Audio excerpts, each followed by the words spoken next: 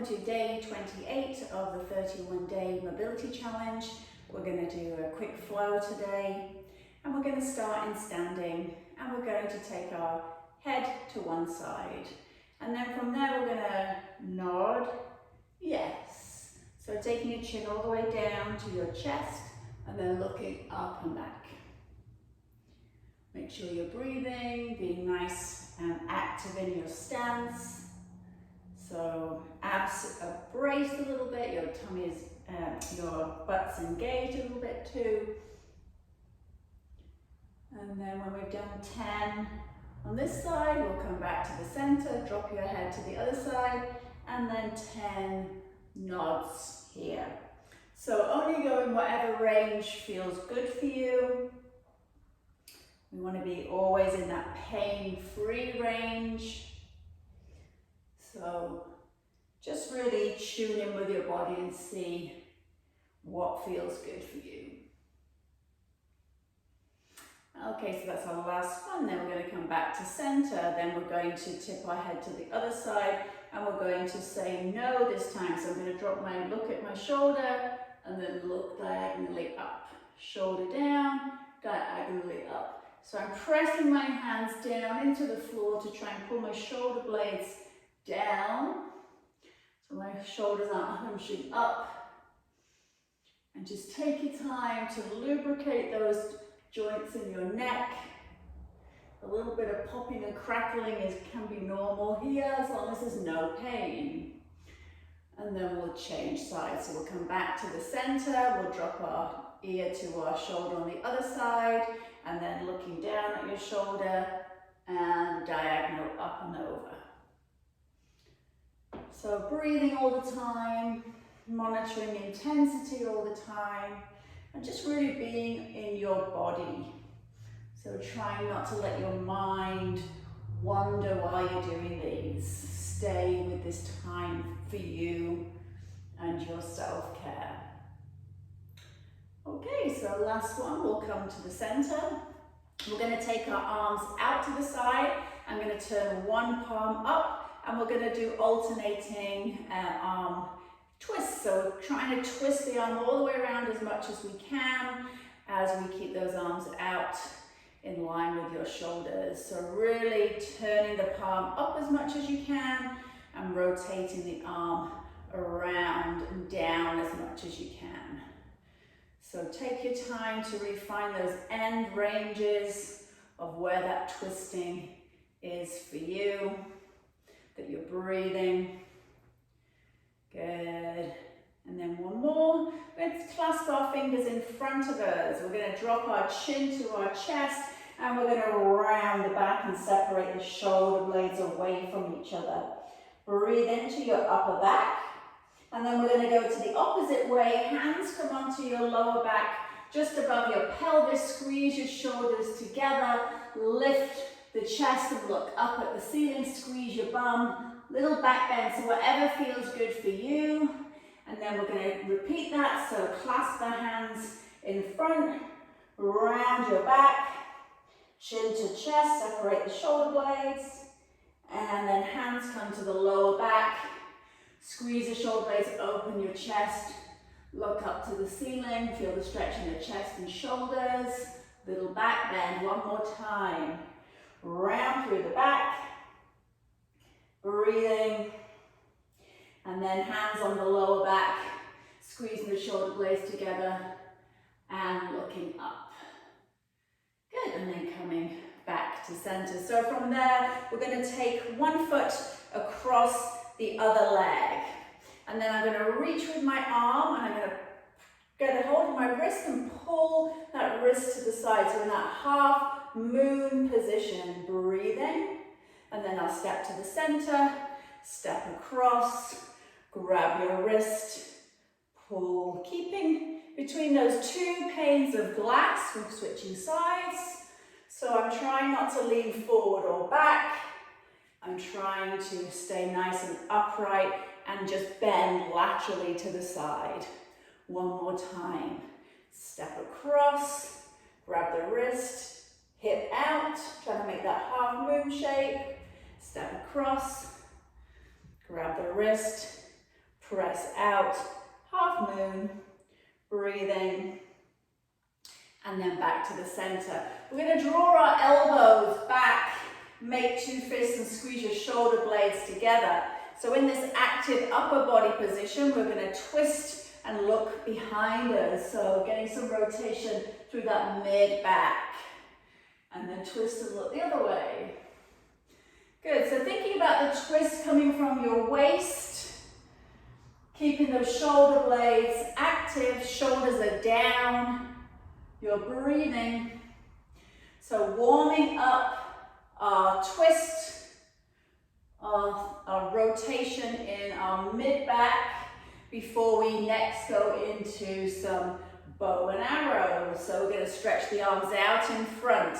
I'm going to slide one hand along my arm and then I'm going to reach behind and then coming back, we change sides. So bow and arrow, keep alternating sides, thinking about that twist coming from the mid-back, so thoracic spine.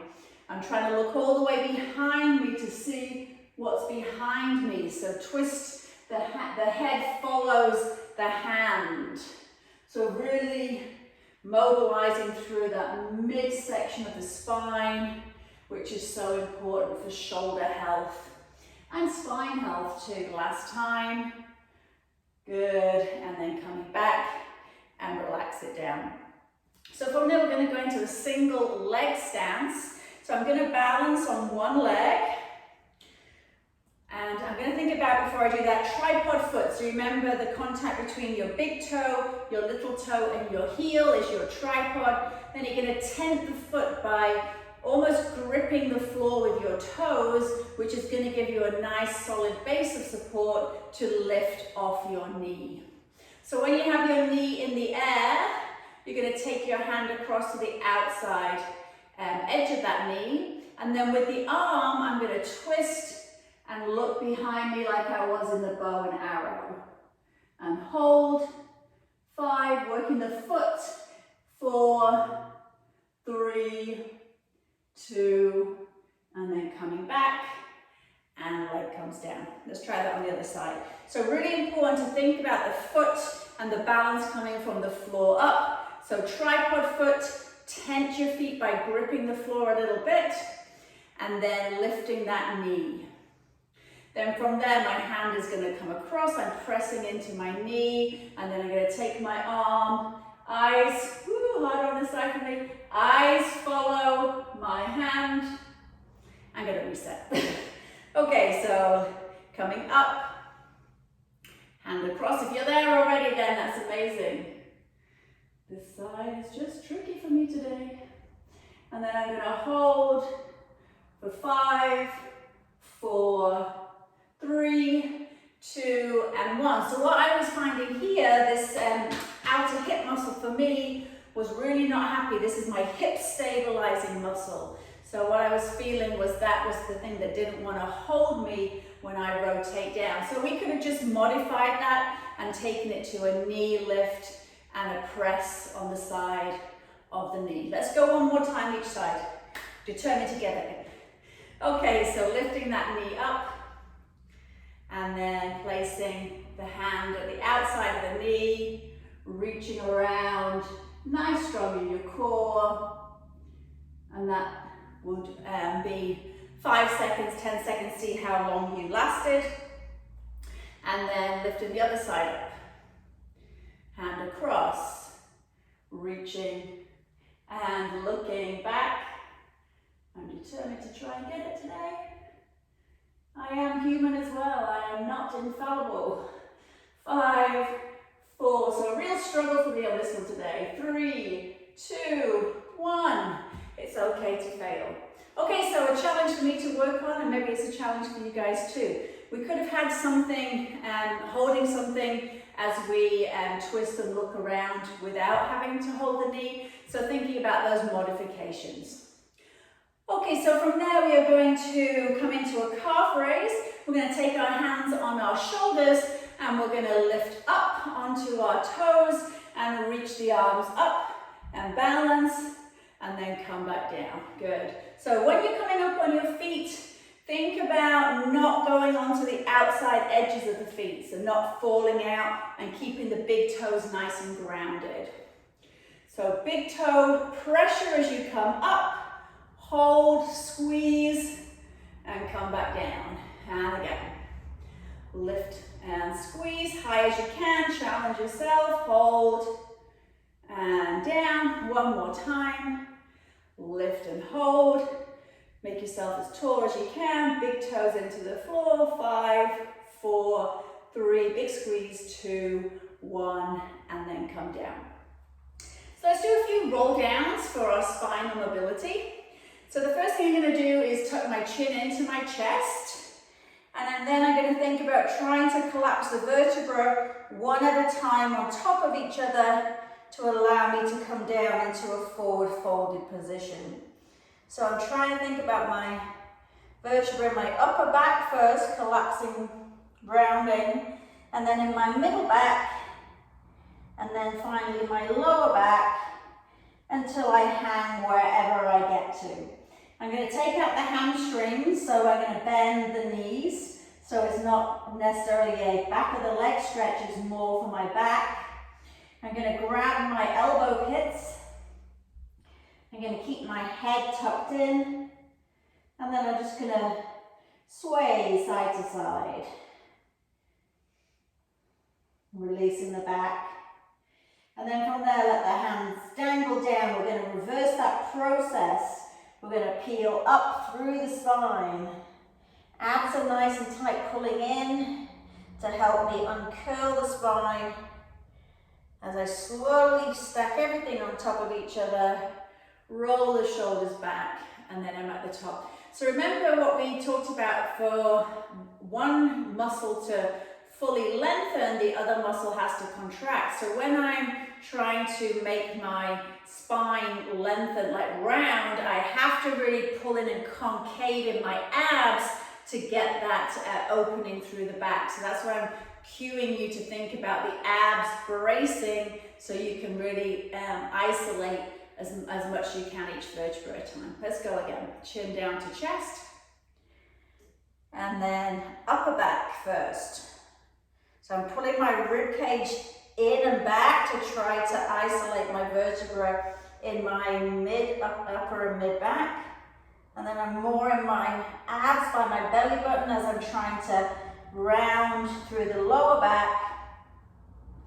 And then I'm just going to hang wherever I get to, grab my elbow pits, soften the knees, and rock side to side. Good. So again, this is a form of traction for the spine. This upside down hanging helps us to lengthen and give space in between the vertebrae.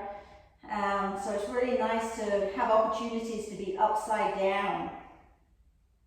If you have low blood pressure, then just be cautious when coming back up, nice and slowly, or maybe you want to have something beside you that you can hold on to in case you get a little bit unsteady.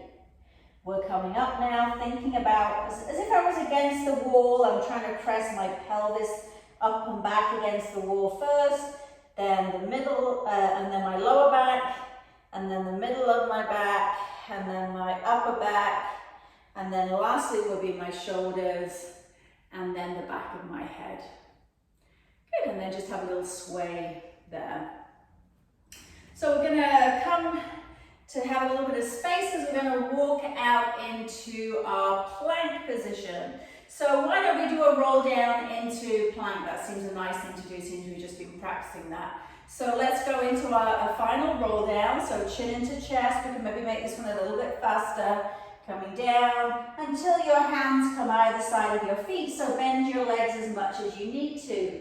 Then from there, we're going to walk our hands out into a nice plank position. And then from plank, I'm just going to move back so you can see me, we're going to press the hips up in the air and come into our downward facing dog. So I'm going to come side on so you can see.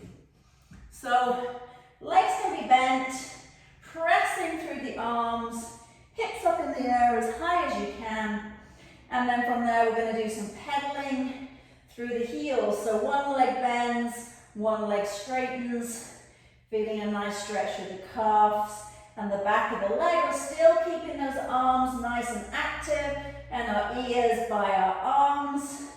We are breathing. If you find this difficult, maybe you could have your hands onto the kitchen counter when you're doing this rather than having your hands down on the floor. Then from there, we're going to drop the knees down and press them back up. Knees down, press up, knees down. Good, 3 more, knees down, press up. Really working on the endurance in your upper body to hold you here this whole time. If you need to take a break, knees down, press back, then that will be your break. Otherwise, you're staying with the knees off the floor. And then from there, from our pike, we'll come back into plank. Nice and strong plank. Push back through your heels. Let's hold it here for 10. Separate the shoulder blades away from each other. 9. If you need to have your knees down, then do so. 8, 7, 6, 5, 4, 3. Good job. Now we're going to walk our hands to our feet. We're going to be in that forward fold position. And let's roll up through the vertebrae. Slowly, slowly, slowly. Rolling the shoulders back and down when you get back. Okay, so we're just going to do a little bit of work in our squat. And we want to be in a deep squat. So I know it's a challenge for a lot of people. So this is when props come into play. So you could have as many props as you want to build yourself the biggest tower.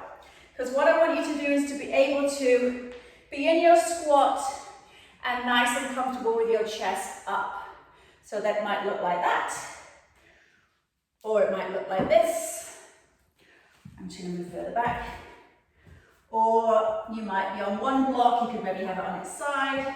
But you want to be in a position where you can feel pretty upright. Okay.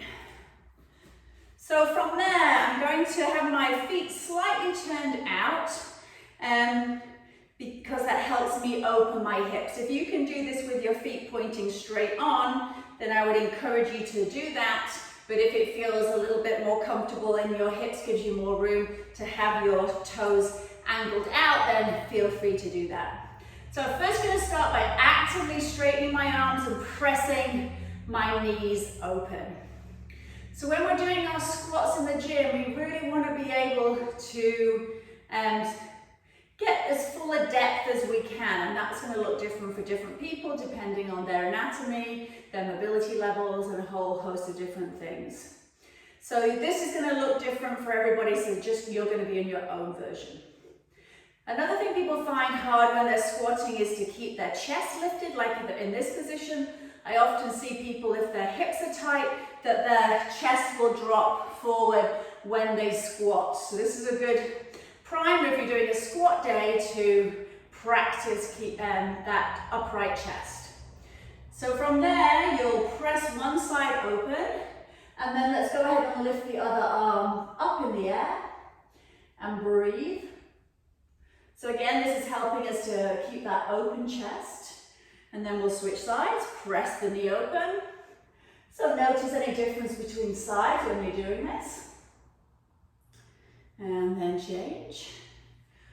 Opening. And then change. Good. And then let's come back to open, and let's just rock forward and back a little bit. Pressing the knees open. The other thing we could practice is our internal rotation. So from there you could work on knee dropping down and into the floor, seeing how that feels on sides. So driving one leg out as the other knee drops down. Good, I'm just taking my hands out of the way, so I'm trying not to use my hands. If you need to have your hands down on the floor for support, then that's your choice. Let's do 8, 9, 10. Good. So from there, we're going to come to standing. We're going to move our box. We're going to do a set of squats. We're going to take ankle mobility out of the equation by lifting the heel up on one leg. To help promote chest up, we're going to have our arms at shoulder height. And you're going to imagine that you're resting a pole against your shoulders that you don't want to fall off. So just so you know what I'm talking about, you can practice your squats with like a broomstick across your shoulders. So I know that if when I squat down, if this drops, then I drop my chest down, okay? So let's do this for fun. We'll test my squat today. So I'm gonna lift one heel off the floor, and then I'm gonna sit down. It's like a single leg squat with a kickstand on my opposite leg. I'm gonna squat down, keeping that broomstick from falling, keeping that chest up. So this could be a little challenge for you. Good. 2 more, 4, nice, and one last time. 5, and then you'll change. So the other foot comes down and the heel comes up. Keeping my broomstick up to keep my chest up. And I'm going to notice difference from sides. For me, I'm a lot tighter on this side. Find it harder to get my depth in this side. And for me, I know that's coming from my ankle flexibility and my hip on that side. So when I warm up and do squats, I typically do a lot of ankle work to help me get my depth. So from there, we're going to squat down as low as you can with your heels up. Arms are out, dropping down, and see how it feels to hang out in this bottom part of the squat. If that feels too much, then you can miss this one out.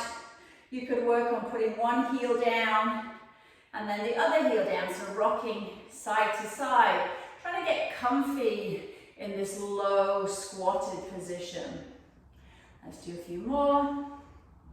4, 3, 2, and 1. Then I'm going to come back to the center. I'm going to say, good job, that's it for today. So I hope you enjoyed the flow, and I'll see you again tomorrow. You take care.